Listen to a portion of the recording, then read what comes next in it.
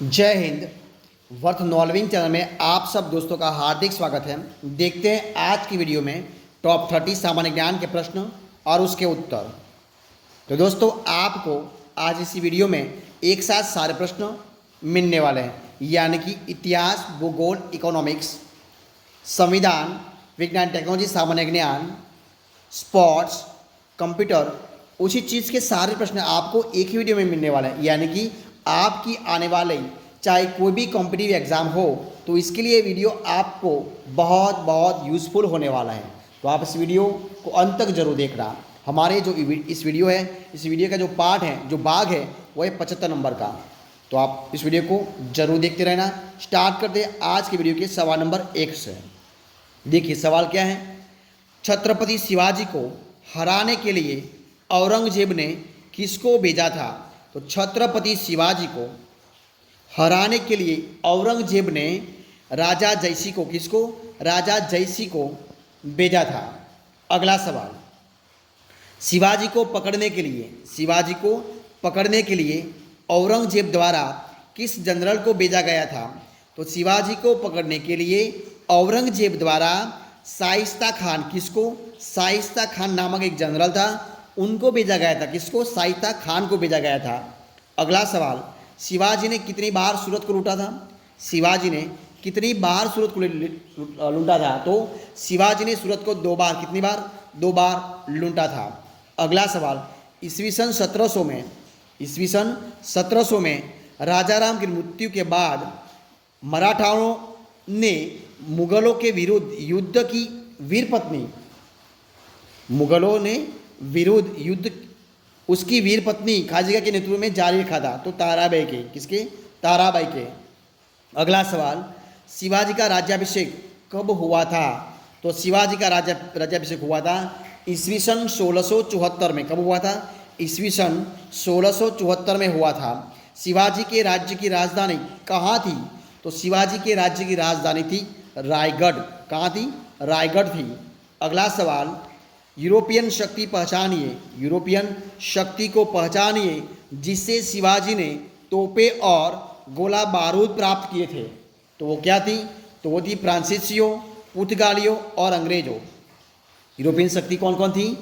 तो फ्रांसीसियों, पुर्तगालियों तथा अंग्रेजों वो थी जिससे शिवाजी ने तोपें और गोला बारूद प्राप्त किए थे। फ्रांसीसियों से, पुर्तगालियों से और अंग्रेजों से। अगला सवाल, नाना साहब के नाम से कौन प्रसिद्ध था? तो नाना साहब के नाम से प्रसिद्ध था बालाजी बाजीराव। कौन थे? बालाजी बाजीराव।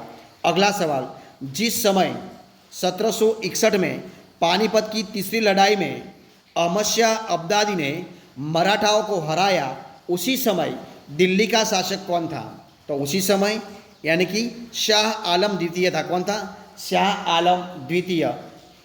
ठीक है। अगला सवाल, प्रथम आंग्ल मराठा युद्ध कौन सी संधि द्वारा समाप्त हुआ था? तो प्रथम आंग्ल मराठा युद्ध जो सालबाई की संधि हुई, उस सालबाई की संधि द्वारा समाप्त हुआ था। अगला सवाल कौन सा है? पेशवा प्रथा। कौन सी? पेशवा प्रथा ब्रिटिश द्वारा किस पेशवा के काल में समाप्त की गई थी? तो पेशवा प्रथा जो बाजीराव द्वितीय था, उस बाजीराव द्वितीय द्वारा ब्रिटिश द्वारा उनकी जो पेशवा काल में है वो समाप्त की गई थी। कौन सी प्रथा? पेशवा प्रथा। लेकिन बाजीराव द्वितीय था, उनकी जो ब्रिटिश द्वारा पेशवा प्रथा काल में उनकी समाप्ति हो गई थी। अगला सवाल देखिए क्या सवाल है। सवाल है कि अंग्रेजों द्वारा कलकत्ता में निर्मित दुर्ग का नाम क्या है? तो अंग्रेजों ने जो एक दुर्ग बनाया था जो कलकत्ता में है, उनका नाम है फोर्ट विलियम। कौन सा है? Fort William. अगला सवाल, अंग्रेजों ने भारत में अपनी पहली फैक्ट्री कहाँ स्थापित की थी?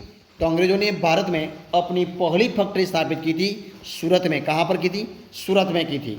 अगला सवाल, भारत में डच का सबसे प्रारंभिक उपनिवेश कहाँ था? तो भारत में जो डच प्रजा आई थी, उसी डच प्रजा ने सबसे प्रारंभिक उपनिवेश किया था। वो कहाँ किया था? तो उन्होंने किया था मसूलीपट्टनम में। कहाँ पर किया था? मसूलीपट्टनम में। अगला सवाल, ईस्वी सन 1691 में मुगलों द्वारा बंगाल में किस स्थान पर ईस्ट इंडिया कंपनी को व्यापार करने और फैक्ट्री बनाने की अनुमति दी गई थी। तो ईस्वी सन 1651 में मुगलों द्वारा बंगाल में, कहाँ पर, बंगाल में जो एक स्थान था जिनका नाम है कासिम बाजार, कहाँ पर, कासिम बाजार नामक स्थान है, उस स्थान पर ईस्ट इंडिया कंपनी को व्यापार करने और फैक्ट्री बनाने के लिए अनुमति दी गई थी। कब, तो ईस्वी सन 1651 में मुगलों द्वारा, कहाँ पर, तो बंगाल में। कौन सी जगह थी, तो वो जगह थी कासिम बाजार। अगला सवाल देखिए क्या सवाल है। अंग्रेज शासक जो चार्ल्स टू को किसकी राजकुमारी से विवाह करने के लिए बम्बई दहेज में दिया गया था। तो अंग्रेज शासक जो चार्ल्स टू था उनको, उनकी जो राजकुमारी थी किसकी थी, तो जो पुर्तगाल थी, उस पुर्तगाल की राजकुमारी से विवाह करने के लिए उनको बम्बई यानी जो मुंबई है वो उन्होंने दहेज में दे दिया था। अगला सवाल, भारत के लिए समुद्री मार्ग की खोज का श्रेय किसे जाता है। तो भारत के लिए समुद्री मार्ग की खोज का श्रेय जाता है पुर्तगालियों को। किसको जाता है, पुर्तगालियों को। किसको जाता है, पुर्तगालियों को जाता है। अगला सवाल, पुर्तगाली यात्री जिसका नाम है वास्को डी गामा का कालीकाट आने पर भव्य स्वागत करने वाला भारतीय राजा जो था उनका नाम क्या, उनका नाम है जामोरिन राजा। कौन है, जामोरिन। वो आया था 1498 में। कब आया था, 1458 में आया था। अगला सवाल, केप ऑफ गुड होप कौन सी है, केप ऑफ गुड होप के रास्ते भारत तक समुद्री रास्ते की खोज किसने की थी, तो वो की थी वास्को डी गामा ने की थी। अगला सवाल, भारत में सबसे पहले आने वाले और सबसे बाद में जाने वाले कौन थे। तो भारत में सबसे पहले आने वाले और सबसे बाद में जाने वाले लोग थे पुर्तगाली। कौन थे, पुर्तगालियों थे। अगला सवाल, भारत में पुर्तगाली सत्ता की वास्तविक नींव रखने वाले महानतम पुर्तगाली गवर्नर कौन थे, तो वो थे अब्लूबर्ग। कौन थे, अब्लूकर्क। कौन थे, अब्लूकर्क थे। कौन थे, अल्बुकर्क थे। कौन थे, अल्बुकर्क। अगला सवाल, गुरु गोविंद सिंह द्वारा खालसा पंथ की स्थापना किस वर्ष में की गई थी। तो गुरु गोविंद सिंह द्वारा खालसा पंथ की स्थापना की गई थी ईस्वी सन 1699 में। कब की थी, ईस्वी सन 1699 में। अगला सवाल, खालसा वंश की स्थापना किसने की थी। तो खालसा वंश की स्थापना की थी गुरु गोविंद सिंह ने। किसने की थी, गुरु गोविंद सिंह ने की थी। अकाल तख्त का निर्माण किसने किया था। तो अकाल तख्त का निर्माण किया था गुरु हरगोविंद सिंह ने। किसने किया था, गुरु हरगोविंद ने किया था। अगला सवाल, गुरु नानक का जन्म स्थान कौन सा था। तो गुरु नानक का जन्म स्थान था तलवंडी। कौन सा था, तलवंडी था। अगला सवाल, गुरु नानक का उत्तराधिकारी कौन था। तो गुरु नानक का उत्तराधिकारी था गुरु अंगद। कौन था, गुरु अंगद था। अगला सवाल, किस सिख गुरु ने स्वयं को सच्चा बादशाह कहा था। तो जो गुरु अर्जुन देव हैं, उस गुरु अर्जुन देव ने, उन्होंने स्वयं को सच्चा बादशाह कहा था, गुरु अर्जुन देव ने। अगला सवाल, रणजीत सिंह की राजनीतिक राजधानी लाहौर थी। किस नगर को उसकी धार्मिक राजधानी कहा जाता था। तो रणजीत सिंह की राजधानी लाहौर थी। वो अमृतसर जहाँ थी, उस अमृतसर नगर को उसकी धार्मिक राजधानी कहा जाता था। अगला सवाल, किस गवर्नर जनरल ने रोपड़ में रणजीत सिंह का बड़े सम्मान के साथ स्वागत किया था।